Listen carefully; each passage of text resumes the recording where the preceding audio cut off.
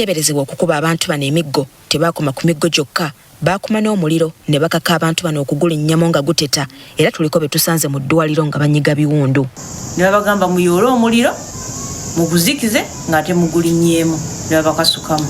Embeera ya Kano Dr. Besigye si nnungi nti ate ye si musibe ng'abalala bali basibe ba prisons balabirwa prisons, ye musibe wa Museveni n'omutabanyi ate bayinamu aba military abamukuuma.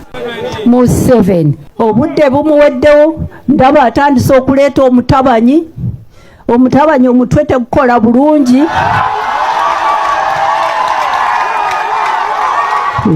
Sirimbye CDF w'eggwanga lino mutabani wa Museveni Muhoozi yasuze agamba he wants my husband's testicles.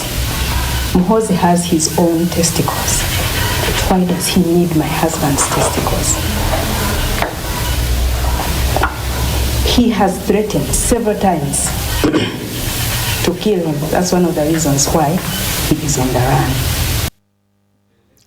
Banadini olwaleero bazze ewa Robert Kyagulanyi Ssentamu era mukyala we n'abaaniriza.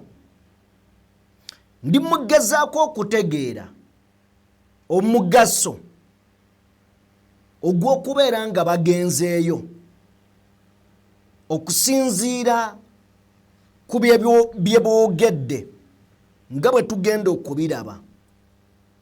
Wabula Babi alaze obwennyamivu, alaze obunyiike ku General Muhoozi Kainerugaba abuuza ensigo za bbaawa ayagala zikozesa ki nga naye ayina ezize.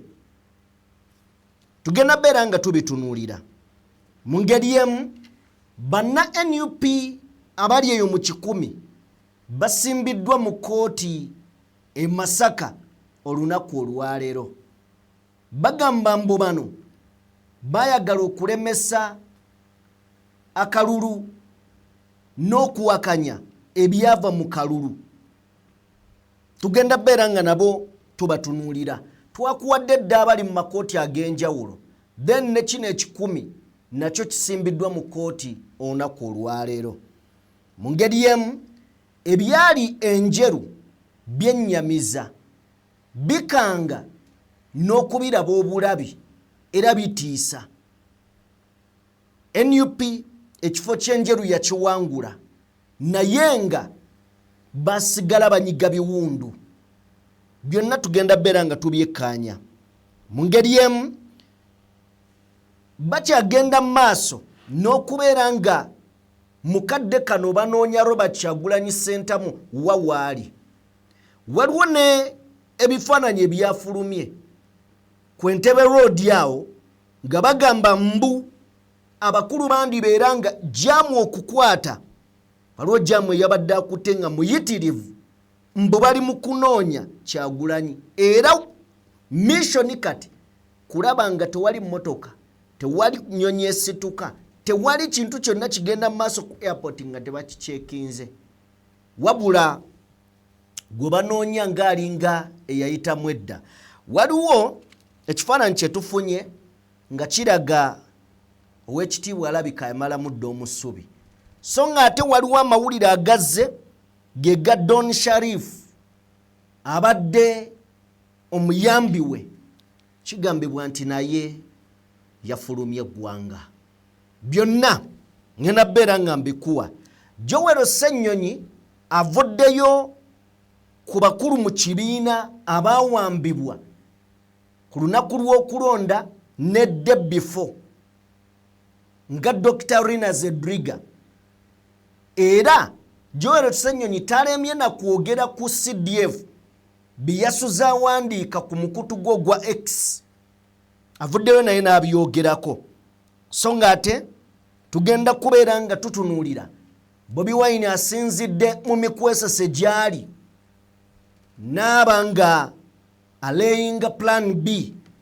Bannayuganda kansuubire nti ogenda kubeera nga owuliriza akatambi kano, ogenda kuwulira biki byayogedde, obyewulirire igwe ng'omuntu sijja gattako kyange nzikiriza tukolemu bwe tuti katono nnyo nzije ebigambo tubyogere.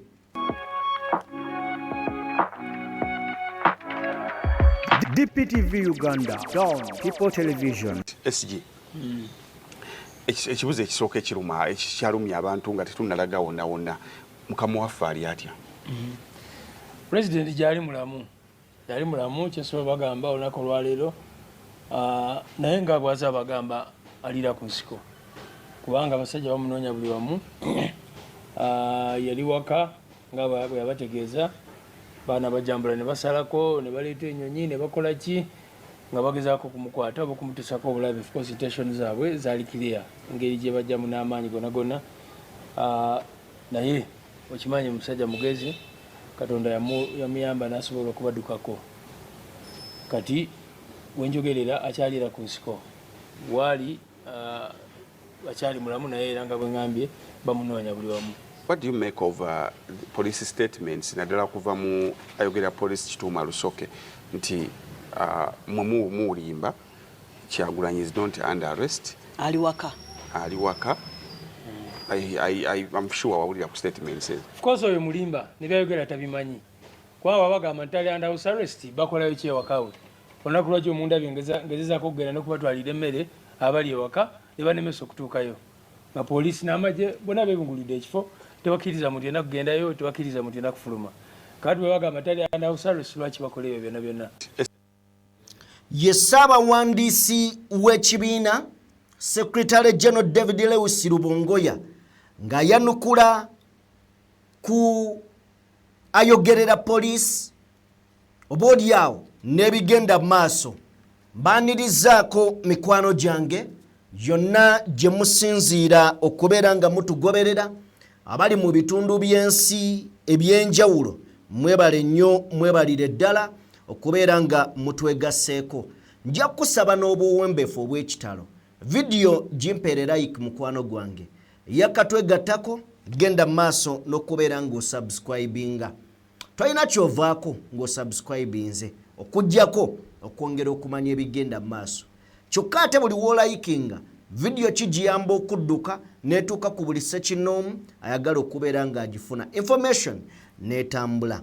Tutambula ne Sheikh Ashraf omusomi era omulombi wa dduwa munoonyeeko gwe ayina ebizibu ebyenjawulo asobole okubeera ng'akuyamba. Bingi ebituteganya bingi ebitusumbuwa mu nsi kale nno ebyo ebikususseeko kubira Sheikh Ashraf kyatasobola ajja kugamba nti ekyo si kisobola nye kyasobola weewaawo ajja kugamba nti eyo ensonga gireete buleesi. Mu ngeri emu tutambula ne bannaffe abandiga Construction Solutions bano nno nga bakugamba nti bo bakola ku byakuzimba. Oyagala kuzimbira nnyumba eri ku mulembe ku bbeeyi powa oba oyagala kuddaabiriza eyo gy'olimu etuukagane n'omulembe be bandiga Construction Solutions basangibwa wano ku Entebbe Road okuliraana ne Can Resort Hotel oba obanoonyeeko ku nnamba y'essimu esembe 222 basobole okubeera nga bakuyamba. Katusooke twolekere nate ebiva mu bendobendo ery'e Masaka. Twakulaze mu mboozi yaffe eyise nti banna NUP abasoba mu 400 baleeteddwa mu makooti ag'enjawulo. Bano nga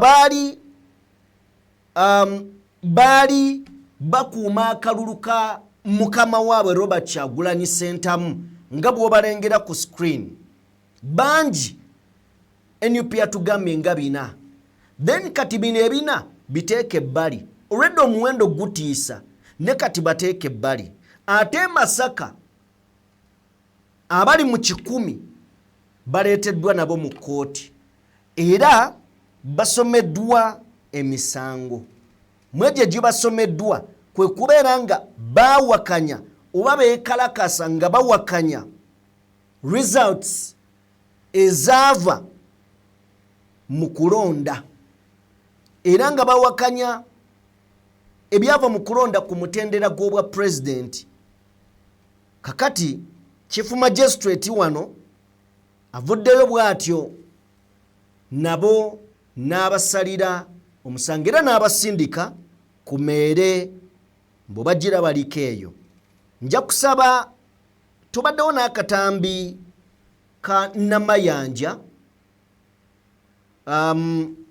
Ojja katufunirako awo akatambi ka Namayanja. Abaana bano bonna basibwa. Naye njagala musooke mujjukire nti omujjuzo mu makomera muyitirivu nnyo.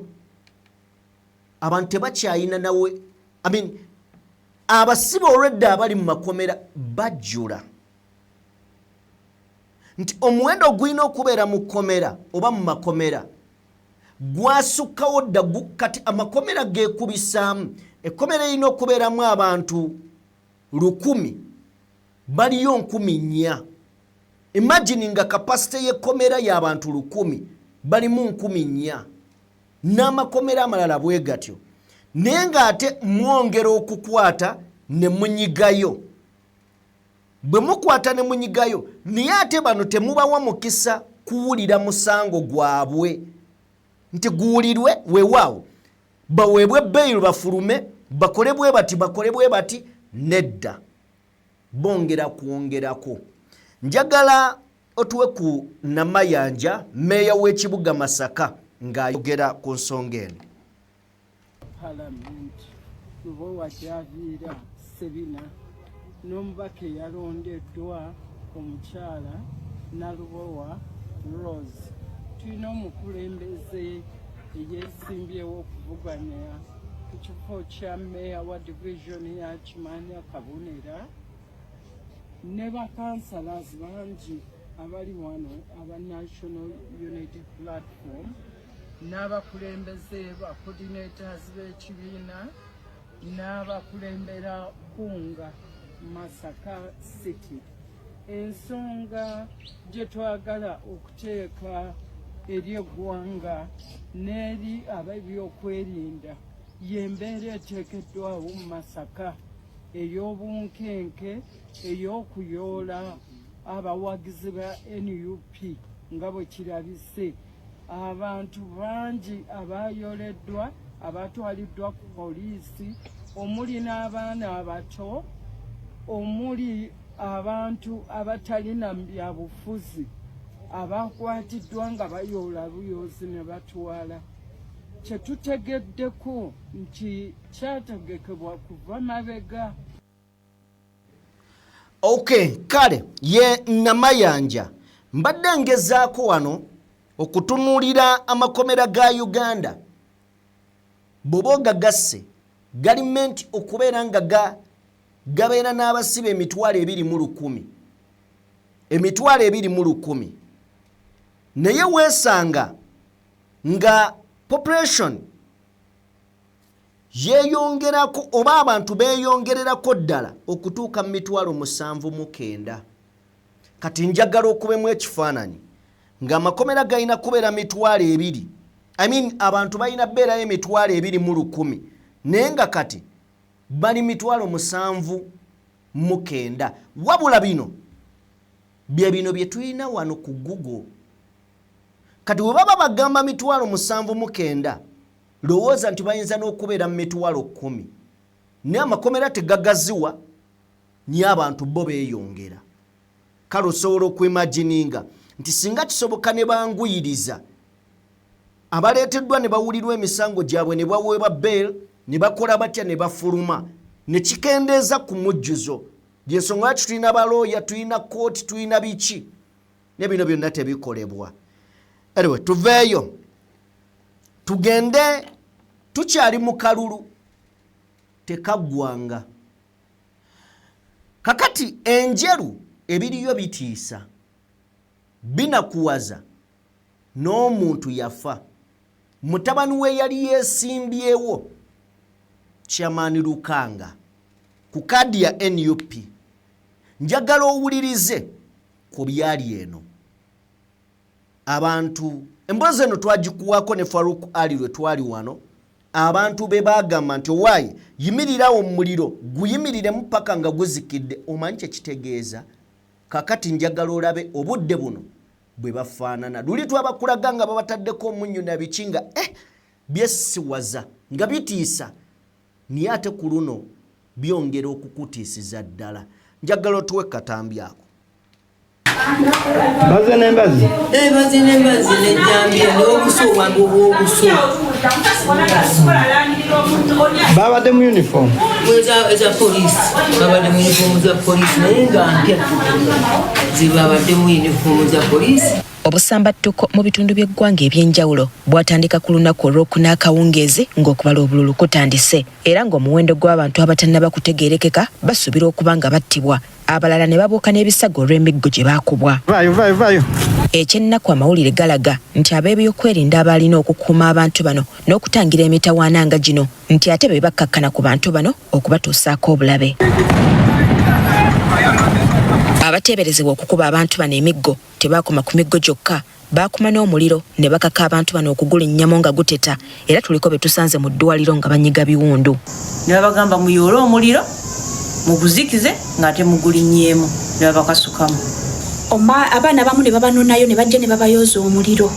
Abalala ffe abatasobola, nze na luno olwala luno lwensibyeko lwayagala okuvaamu nga neetaasa kubuuka kisaagaati ngwe emmanju, naye we natuuka ku kisaagaati waggulu ng'ate wajjudde magye n'enzira munda. Poliisi wabula ewakanyizza ebyogerwa era n'ekakasa nti yakoze butaweera okulaba ng'embeera edda mu nteeko oluvannyuma lw'abavubuka okugezaako okukola obujagalalo embikko n'ebitundu ebiriraanyeewo. Kukakanya embeera ne kubaako omuvubuka omu yabadde mu kabinja k'abantu badde bali mukola effujjo, yabadde asitudde ejambiya nga bwasemberera abasirikale. Poliisi naffe ntusalawo ntukuba masasi mu bbanga, essasi ne limukwata. Bw'owulira statement y'omusirikale talina weegattira ne bye tulaba. Gwe tunuulira oyo mwana wa muntu, njagala ozzeeyo ekifaananyi ekyo mu nsonyiwo kibalaga, but ekyo kyekiriwo. Ekyo kigere, ebigere baabifumba. Bwe kunaaba ng'oyo omwana asobola okuddamu n'atambula bulungi, kinaaba kisa kya Katonda. Ne gwe omanyi kyekitegeeza omwana wa muno muga ayimirirawo mu muliro gubeeremu paka nga guzikidde. Look, ebyo bye biriwo. Binakuwaza. Anyway, tuveeyo tugende olunaku olwaleero bannaddiini abeetaba oba abeegattira mu mukago oba mu kibiina kye batuuma Interreligious Council basimbudde okuva ku kitebe kyabwe, bwe batyo ne boolekera emagere mu State House y'omukulembeze wa NUP Robert Kyagulanyi Ssentamu. Era okutuukayo emisanvu gye gimu, roadblock, abasirikale abateekebwayo nabo babayimirizza. Era wabaddewo okuceekinga, oluvannyuma ne babaleka ne bayingira. Bwe bayingidde baaniriziddwa First Lady Babi Itungo Kyagulanyi Ssentamu, era abaaniriza bulungi nnyo. Bwe batyo ne beevumba essaala. Mu kuyingira essaala ojja kunzikiriza nsooke nkuzannyire akatambi kano. Kansooke nzannye kano, then tujje tubeeko bye tulaba. Babi ayina byayogedde, nzikiriza sooke tuzannye akatambi kano. Manyi kyayagaza bintu bya mwami wange sigenda kubyogera kubanga singa mbadde njogera Lunyankole nandibyogedde. Abaganda babikkirira nnyo. CDF w'eggwanga CDF w'eggwanga lino mutabani wa Museveni Muhoozi yasuze agamba he wants my husband's testicles. Muhoozi has his own testicles. Why does he need my husband's testicles? He has threatened several times to kill him. That's one of the reasons why he is on the run. I do not know what the Interreligious Council can do to bring some sanity. Kubanga tugezezaako nga saidi yaffe okukuuma obuntu bulamu naye wetutuuse ebintu ebimu tosobola kumala nga bibikkirira kuba waliwo wekituuka nekittukka nga tokyasobola kumala gakimira. We had an election. During the election we had people killed. During the election we had people imprisoned. Twebaza nnyo Interreligious Council yavaayo n'ebyogerako eyo statement twagiraba era tugisiima mwebali. Naye si buli kimu nti kyogerwako era nga bw'ogambye nti mubyogeranga bwe mubirabye ebimu bijja leeti ne mubyogerako leeti naye mbadde nsaba twongere okutunula ennyo ku sayidi y'abanyigirizibwa.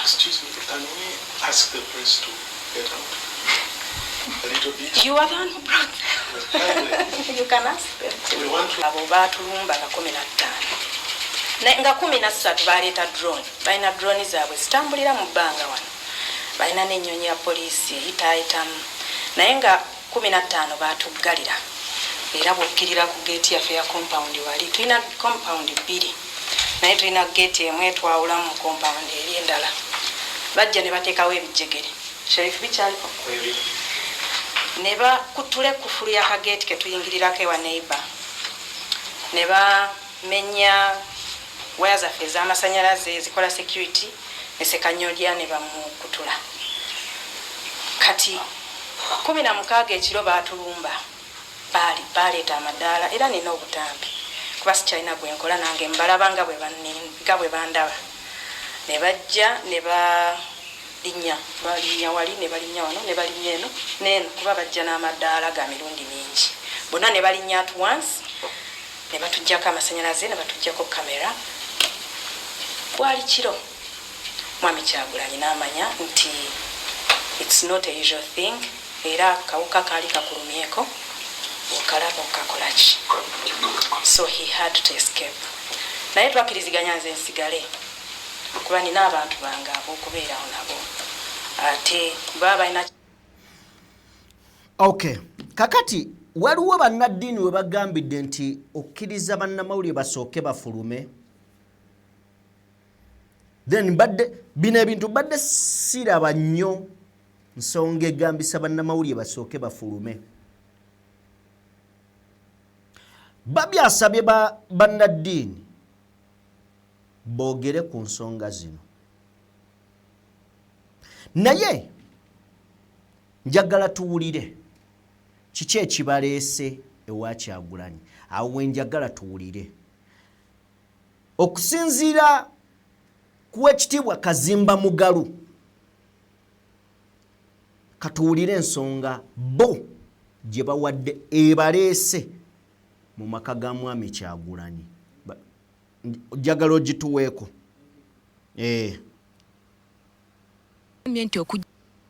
Kazimba atugambye nti okujja mu maka gano kuli wansi w'enteekateeka zaabwe ez'okutuuka ku bonna abaayita mu kulonda ne bavaayo nga tebawangudde. Ng'ayogerako gye bali Itunga ababuulidde nti abakuumaddembe nga bategedde nti bannaddiini bagenda kukyalako mu maka gano bazinzeeko obwabwe ne baamuka amaka ga Kyagulanyi okulaga ekifaananyi nti amaka gano tegali mu buwambe era ng'abalaze obukakafu bw'obutambi bwe bakutte. I have tried twice to leave this house. Naye banyaana okufuluma era nga bonna mwe mufunye obuzibu okuyingira. Maama wange yava mu kyalo omukadde oyo najja okundaba ne bamuggalira awo. Nina emikwano bagezezaako okujja tebasobodde ne bannamawulire babagobya emirundi egiwera ndowooza nabo bakimanyi. Essimu yange ebeerako lwe baagadde balina drones ze batambuza ekiro ezeetoololako zirina sound eremesa otulo bamakinga sure emisana tetwebaka n'ekiro tetwebaka. Waliwo n'ebyambalo by'abasirikale bye tukubyeko amaaso munda mu kikomera kya Kyagulanyi awagambibwa okuba nga we babadde basula ko n'eddaala kwe balinnyira okugwa munda. Abuulidde bannaddiini ng'omwami we bwe yasalawo okwetegula amaka ataasa obulamu bwe era ng'okuva nga 16 abadde aliira ku nsiko. Bwali kiro Mwami Kyagulanyi n'amanya nti it's not a usual thing era kawuka kaali kakulumyeko wakalaba okakolaki. So he had to escape. Naye twakiriziganya nze nsigale kuba nina abantu bange ab'okubeerawo nabo. Mu mbeera enno agamba nti n'ekyokulya kati bawa mu makiwamme anti ab'ebyokwerinda tebakkiriza muntu yenna kubaleetera kyakulya nga kino kyalabiddwako n'olunaku lw'eggulo ateekerateekera ekibiina ki NUP Lewis Rubongoya bwe yagaaniddwa okuyingira n'emmere gye yabadde abaleetedde. Munsonyiwe tetubawadde kakunywa na kakulya kuba naffe tetulina. Naye ekirungi tulina abakkiriza abasiiba. Abaloopedde n'obubaka obutiisatiisa aduumira amagye g'eggwanga General Muhoozi bwazze ateeka ku mitimbagano ng'aweranga bw'agenda okukwata Kyagulanyi amutuuseeko obulabe. CDF w'eggwanga lino mutabani wa Museveni Muhoozi yasuze agamba he wants my husband's testicles. Muhoozi has his own testicles. Why does he need my husband's testicles? He has threatened several times to kill him. That's one of the reasons why he is on that. Okay, kale. Yeye Mbozi eva emagere ewa First Lady Babi Itungo Kyagulanyi. Now, ekibuuzo kiri nti bwe tubanga twagenda mu kalulu akakkirizibwa ssemateeka wa Uganda, why some candidates are on run? Dwaki akalu ke twagendamu nga kamaze okuggwa, dwaki candidate omu ali mu kudduka, ali mu dduka? Same question gye twabuuzanga, dwaki mu campaign candidate omu yalisibwa akakanja? Eno tesobola kubeera coincidence. Kino kiteeketeeke nti tumulisa akakanja okulonda okuggwa oba tumusindiikiriza agende mu exile. Bw'obanga owuliriza CDF byawandiika n'otandika n'ogatta dots, oyinza okulaba nga aliwo enteekateeka egamba ono kati bulabe gye tuli. Bw'abeera naffe mu ggwanga tuyinza entebe tuyinza gituula mu matiitiira nga tetuteredde. Ne bwe tumufulumya eggwanga tusobola okubeerawo tufuga abantu baffe. Nti kati Kyagulanyi threat eri government. A big threat. Now, waliwo amawulire agali mu kutambula nga galaga nti omuyambi wa Robert Kyagulanyi Ssentamu Sharif Najja oba Don Sheriff yafulumye okusinziira ku getufuna. Bagamba nti personal assistant wa Robert Kyagulanyi Ssentamu kigambibwa nti yafulumye era nga yegasse ku bannayuganda enkuyanja 10,000 abadduka okutaasa obulamu olw'embeera ey'ebyobufuzi n'okutiisatiisa eri mu ggwanga ng'ekolebwa ab'ebyokwerinda. Abantu badduka okuva e Kampala nga bagenda kutaasa bulamu bwabwe. Okusinziira ku source egamba nti Najja bamubuulirako, bamutegeezaako nti abakulu balabika baagala okukukwata. Era okusinziira ku banywanyi be abali mu security bagamba nti baali bamuteekateekera omukwata nti agwa State House akaseera akazibu. Jjukira oyo yatera okubeera n'amasimu g'omukulembeze. Oluusi ne statement zakola kati nga bamugamba nti awa State House akaseera akazibu. Takoma okwo abawa n'ebiro ebyokwega obuteebaka bulungi okusinziira oba oliawo ku byakola. Era nga bagamba mbu balina enteekateeka ey'okubeera nga bamukwata. Kakati naye n'agamba bwe kibanga kiriwo ekiti kanjiye ge tufuna kati balina n'enteekateeka mbu emutta okusinziira emboozi eno weeva. Kakati ono bagamba nti yasobodde okudduka era nga bagamba yayise Kigali bw'atyo n'agenda e South Africa.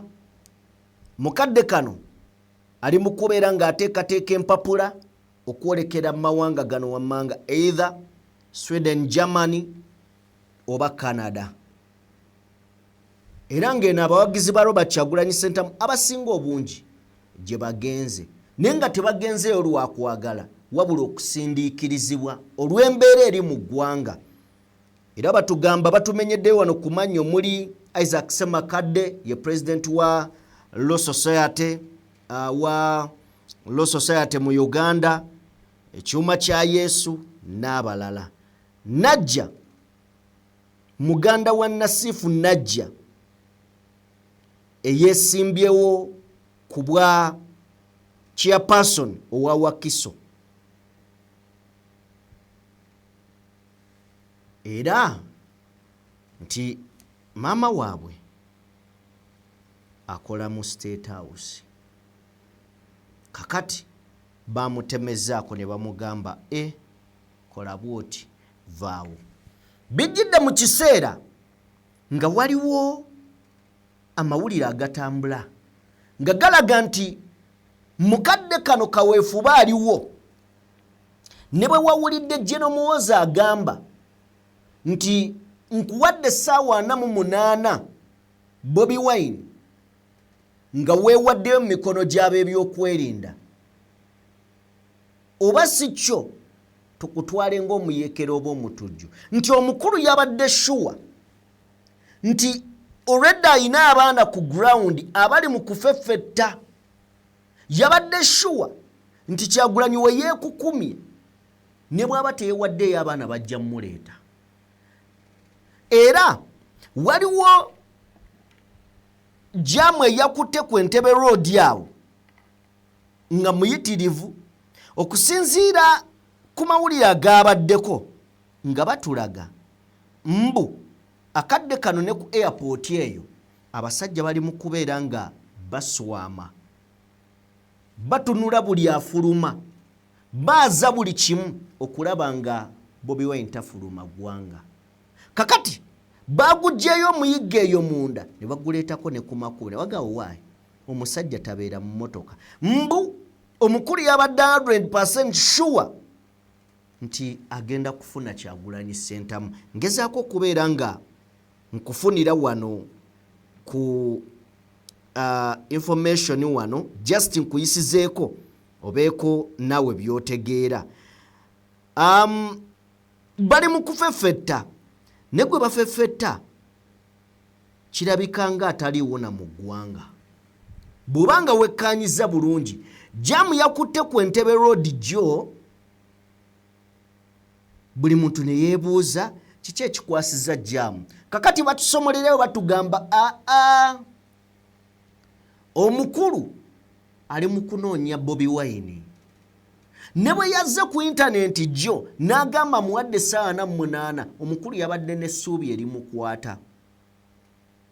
Naye okusinziira ku bye tuwulidde ku mukyala we atutegeeza nti Bobi Wine yayitamu ng'ennaku z'omwezi 16. Kitegeeza bwe twalonda nga 15 waliwo abaabagulizaako Kyagulanyi nti abasajja bateekateeka kino nga 16 n'ayitamu. Kale abakulu bulijjo bavaayo ne bakola statement nga bagamba gyali ewuwe babadde bamanyi gyali. Naye na byonna ebibadde bigenda mu maaso babadde bamuweereza biweereze. Abakulu bo nga balowooza nti ku luno tumulina. Kakati CDF ali kumpi kuteeka ku ntandaala ababadde bayinfooma be ababadde bamuwa amawulire nti munnange mwali mu nnyumba mwali anaatera bateeka ku ntandaalo. Badde statement gye mbadde njagala obbasomera wano ekwatagana ku jaamu oyo but simanyi we nagitadde. Munansonyiwa. Naye byebyo waliwo ekifaananyi ekifulumye nga kiraga nti omukulu yayitamu naye sisobola kukakasa nti kyekifaananyi ekituufu naye nga kiraga yayitamu. Bw'aba teyayitamu golooza interview ya Al Jazeera yagikoleddewa wano e Uganda mu Makagaani. Essimu singa tebagitrakinze dda. Kakati CDF alabika kyajja kitegeere nti gwanoonya kiyinza okubeera ekizibu omufuna. Anyway, yeye embeera eriwo. Amagye gali mu kunoonya Kyagulanyi. Bali mu kunoonya Kyagulanyi era basuubira nti omukulu bandimufuna. Katubalinde bamufune. Kale tuveeyo. Bwe tubanga naawe tuvuddewo katutunuulire ku abajja bawambibwa. Bobi Wine yatutegeeza nti Dr. Rina Zedriga yakwatibwa. Teyakoma okwo. Era n'atutegeeza nti Jore Katushabe we w'omu Western naye yakwatibwa. Bangi abakulu bakwatibwa. Then ennaku ziyiseewo nga tebaleetebwa mu kkooti. Joel Ssennyonyi alina kyatugamba wano. Agamba nti ebintu bijjulidde kkooti eteekewo ekiragiro baleetebwe nga balamu oba nga bafu. Tuweeko ku Joel Ssennyonyi. Balina ebyabwe ebirala bye bakola nabyo abamu ebyobumenyi bw'amateeka. Naye kino ekyokuwamba abantu tebatera kubeera bapoliisi. Oluusi bajjaati, aba UPDF, aba CMI, SFC be batera okukola ebintu bino. Naye kati nga twebuuza abantu bano lwaki mubatwala eyo nga tetumanyi nawa gye bali bwe muba muteebereza nti bazize omusango. Kye twakoze olunaku lw'eggulo twawaabye omusango mu kkooti. Mateeka tulina kye tuyita application for writ of habeas corpus. Ng'ogamba kkooti ekake government abantu bano ebaleetu babalamu oba bafu. Kati gwe musango etwataddeyo olunaku lw'eggulo. In fact ekikolebwa wayitawo ennaku 2 ng'abantu bano tebannaleetebwa either ku poliisi oba mu kkooti oba ki. Kyeraliikiriza olw'ebyo bye tulaba Muhoozi ayogera, Muhoozi mutabani wa Mwai Museveni. Ekyeraliikiriza nti ekifo kyalimu kinene. Of course takigwanidde. Lwaki ngamba nti tasaanidde? Gwe tunuulira ebintu byakola, engeri gye yeeyisa. Naga gwe tujja kutta ne bamutta. Mwe tujja bakuba, tujja batwala mu basement, gwe Kyagulanyi tusaaba abawagizi bo, naawe tugenda kutta. Omukulembeze ng'odumira amagye. Buli muntu ali mu kwewuunya General Muhoozi naye abadde yasirikamu nga takyawandiika. Ndowooza lwa election process nti oyinza okuwandiika ekintu omusajja ali mu campaign ne wabawo ekimutuukamu ensi n'ebaddugalira. Kati abadde yasirikamuko ng'ali ku Holland. Ne kati akimanyi tali mu mikono gyabwe kakati awandiika kyayagala. Bino nno Joel Ssennyonyi abyogedde. Naye Winnie Byanyima ali mu kunyumya ku mbeera y'obulamu bwa bbaawe omwami we Dr. Kanokiza Besigye. Era atuuzizza olukuŋŋaana lw'abamawulire mu maka gaabwe e Kasangati era n'abategeeza bw'ati. Dr. Besigye si nnungi nti ate ye si musibe ng'abalala bali basibe ba prisons, balabirwa prisons. Ye musibe wa Museveni n'omutabanyi ate bayinamu aba military abamukuuma. Mu budde buno wiiki eno nga basibye ekkomera yalwaliddemu. Lwaki? Kiki? Ate lwaki tebamukkiriza kwogera n'abasibe abalala? Ali mu solitary confinement. Tutegeera tutya ekigenda mu maaso? Lwaki bamugaana okulaba omusawo we? era Dr. Nandi musiima nnyo kubanga bulijjo guno mulundi gwakubiri abeegayirira nnyo okumukkiriza okumuleeta mu ddwaliro lye. Era abaserikale ba prisons baŋŋambye nti siina kwogera ku mbeera ya Dr. Besigye. Naamukubya akafaananyi ne baŋŋamba nti akafaananyi bwe nkafulumya tebajja n'okumukkiriza okukomawo mu ddwaliro ly'omusawo we. Ate ekyo kiki? I will not be blackmailed. Akafaananyi jakukabawo mukatwale. Kubanga why should it be a secret that a leader of the opposition is sick and the prison authorities are hiding his sickness, are bringing him at night, and not telling his family? Why? So I'm saying, Ngamba, President Museveni, stop it. Obuntu bulamu tobuyina Museveni. Ate ekikulu kyenjagala mutegeere, Museveni kino takikola nti butemu ng'abatemu abo simanyi abanoonya ssente oba kino. Akikola Dr. Besigye kubanga Besigye ategeera pulaani ye gy'alina ku ggwanga lyaffe ate tagikiririzamu ate agiwaanyisa. Besigye yasalawo to oppose him peacefully. Amutya. Alina pulaani eno emyaka okuteekako omutabanyi bafuge wamu. Eyo pulaani Besigye tagikiriza ate agyogerako ate agiwaanyisa. Kyekyo kyokka. Bino ebisangosango temuli kantu, si bye bisoose. So ngamba President Museveni, you are exposed. Stop there. Stop there. If oba oyagala okutta Besigye ngali. Okay. Ye Winnie Byanyima mukyala wa Besigye. Then ayogerera amakomera Frank Baine avuddeyo n'asamba jera n'awakanya mukyala wa Besigye byayogera ne byawulira oba abantu bye boogera mbu Besigye ali mu mbeera mbi nnyo. Agambya Besigye tali mu mbeera mbi. Ne waliwo ekifaananyi ekyakubiddwa Besigye Winnie Byanyima kye yamukubye mu bubba. Bwe wekkaanya Besigye omulaba ng'ali mu mbeera mbi. N'ekirala, Oweekitiibwa Frank Baine yavaayo n'ayogera ku Sauda Madada. Naga Sauda Madada afunyemu mbeera, naye ng'omuntu gw'agamba afunyemu embeera asesema musaayi, afujja musaayi. Kitegeeza kiyinza obbeera ekizibu okufuna amazima mu muntu ayogerera institution eya gavumenti.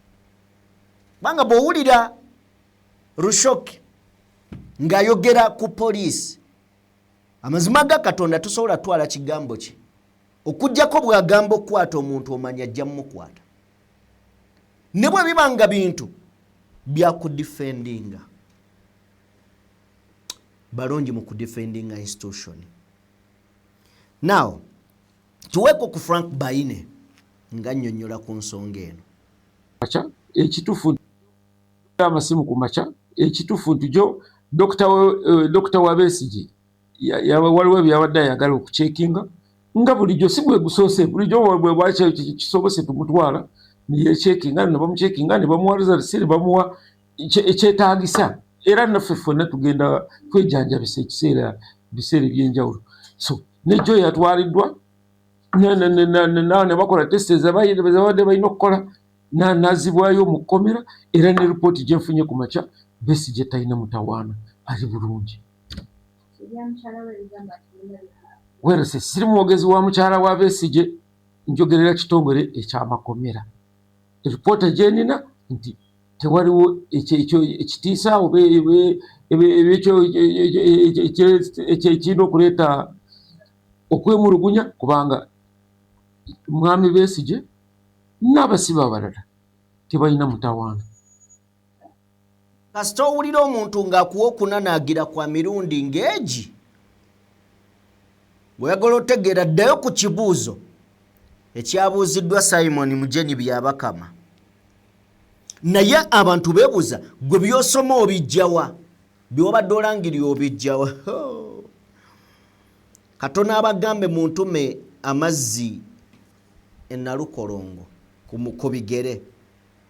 Anyway, byebyo. Now, Bobi Wine asinzidde eno. Buli abantu abagamba Bobi Wine tuzzeeko ki? Noka naye ggwe.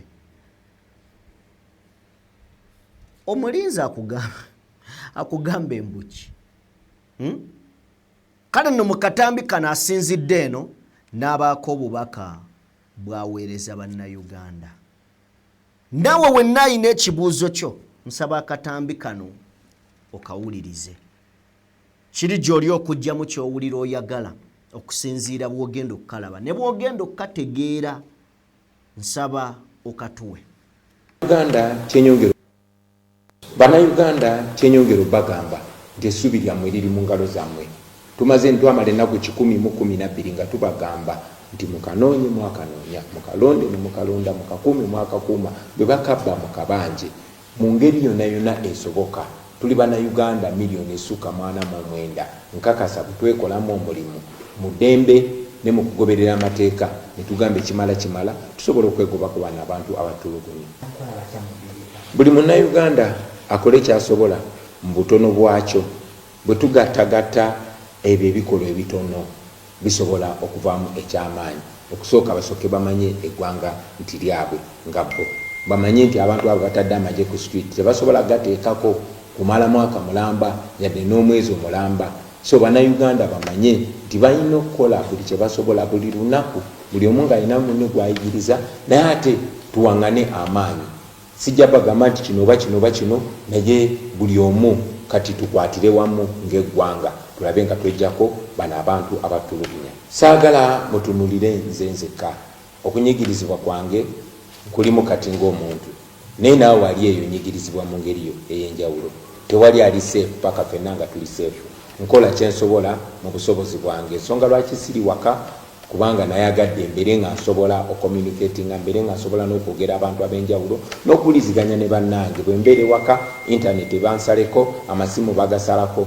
So kimu ku nsonga lwaki siri waka, sobola okubeera nga communicatinga ne bannange. Naye senga mbagamba nti buli omu asobola okubeera Kyagulanyi, nawe beera omukulembeze. Kyenkoze ekitono naawe yongerezeko, buli omu ayongereze ku kyamu ne kyakoze. Ebikolwa ebitono mu bwamuntu kinomu oba mu kukwatagana bijja kuvaamu ekinene oluvannyuma lwa Bannayuganda ejja kufuna eddembe. Ebyo mwami Byabakama byalangiridde si bituufu n'omulundi n'ogumu. Tubiwakanya era tukubiriza Bannayuganda bonna bonna babisambajje babiwakanye kubanga si bituufu. Ojjeeko okuwamba abantu baffe, ojjeeko okujjako intaneti, byonna byonna bibeere mu nzikiza. Naye ate ne Museveni wennyini we yalondedde kyalaze nti wabaddewo okubba. Balaze nti abantu bonna abalondeddewo, abantu abaregisitaringa bali 577, naye bagenza okubala obululu nga buli 589. Kitegeeza nti babbye nnyo, naye ate tebabbisiza magezi. Naawe wennyini bwe balondedde ne beesanga nga balonzi bangi, ng'obululu bungi okusinga abalonzi. Yennyini we yalondedde. Kale olabye obutaswala. Kooti ze Uganda tetuzeesiga. Kooti ze Uganda tetuzeesiga n'omulundi n'ogumu kubanga teziweebwa kitiibwa, tezeetengeredde. Era mujja kujjukira nti mu petition oba okwemulugunya okulonda okubaddewo, abantu bangi, kooti ziwadde ebiragiro bingi okukyusa mu nkola ey'okulonda, naye gavumenti ya Uganda nebisambajja, amagye gawamba okulonda ne watabawo kikolebwa. So ffe essuubi tulina mu Bannayuganda so si mu kooti zino. Obujulizi bwonna tubulina okuvira ddala mu okulonda tekunabaawo, obujulizi bw'okulonda n'ebyavudde mu kulonda n'ebirala byonna byonna. So obujulizi tubulina bwonna. Intaneti weviiriddewoko bingi nnyo ebiva ebigenze mu maaso. Ebikolobero bingi bikoleddwa, abantu bangi batemuddwa, ng'ogyeko 10 abattiddwa mu nnyumba emu eya Honorable Mwanga Kivumbi, bangi babasse Kawempe, bangi babasse Iganga, bangi babasse Luweero, era akakiiko kaffe ak'eddembe ly'obuntu nga NUP kali mu kugattagatta byonna ebyabaddewo tumaking sure ensi ebimanya kubanga bino bajjeko internet basobole okukola ettemu lino nga ensi teraba. Ekyomukisa omulungi twabulira abantu era badde bakimanyi nti kamera yaabwe kyakulwanyisa kyamaanyi era abantu bangi babirikodinga bagenda bisharinga. Mukyala wange ati anamuwulidde nga balaata nti agenda kusindika abantu be ewange bambuuzeeko saagala kumbuuzaako just kola omulimu gwo gamba abantu abalina okumaddembe poliisi n'amagye bave mu maka gange kubanga baliyo mu bumenyi bw'amateeka balinnya ekikomera kyange basazeko amasanyalaze basazeko kamerazi bamenye ezikufulu kati geti yange be bagikontrolinga abantu bange bonna babafudde basibe mu nju yange kibaba bakola mu maka gange kubanga baliyo mu bumenyi bw'amateeka poliisi tenyina kumenya amateeka amagye tegalina kumenya amateeka. Kyanaku nti bino byonna byagenze mu maaso bajjeko intaneti bawambye abantu baffe ba agenti baffe mu byokulonda nene ba deputy president baffe babiri babawambye. Deputy president wange Lina Zedwiga wa Northern Uganda bamwambye tetumanyi gyali. Deputy president waffe wa Western Uganda Jolly Jacqueline Kamushaba bamwambye tetumanyi gyali. Bano bombi bakyala naye ennaku zino zonna tetumanyi kibakuumirwa paka essaawa zino. Bannayuganda kyensembayo bagamba musitukiremu musobola okugaana bino.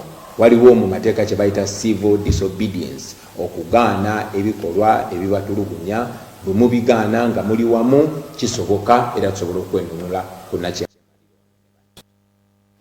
Okay, situgenda sukkakaawo era siina kye ngenda kwongerako. Njagala kubeebaza nti mubadde balabi balungi mwebale nnyo mwebalire ddala. Yenze Sajjime sinzira ku mukutu gwa DPTV Uganda. Ndamula ne Morgan ali ku lens era nga yali ku mapeesa. Katonda omulungi ow'ekisa abatukuumire. Mubeere bulungi.